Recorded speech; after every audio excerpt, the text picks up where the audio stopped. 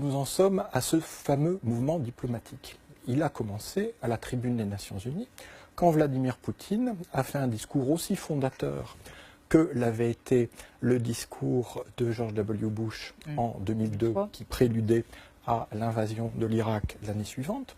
Et c'est un discours fondateur d'une catastrophe du même type, qui est l'intervention russe en Syrie. Pourquoi ? Je considère qu'effectivement, dans la séquence qui a été évoquée, si nous sommes aujourd'hui dans cet paroxysme terroriste, nous le devons en partie au fait que Vladimir Poutine a jeté non pas de l'huile, mais des hectolitres d'huile sur le feu de la Syrie qui était déjà bien assez éruptive et que nous en avons payé en partie le prix. Parce qu'il n'a pas ciblé que Daesh, parce qu'il a Il n'a pas ciblé du tout Daesh. Il a voulu aider. Il a voulu écraser le seul avenir de la Syrie et le seul avenir pour un monde sans Daesh, c'est-à-dire des révolutionnaires qui ne sont ni Bachar ni Daesh. En les affaiblissant, en faisant bénir par l'Église orthodoxe les avions qui allaient ensuite bombarder des musulmans.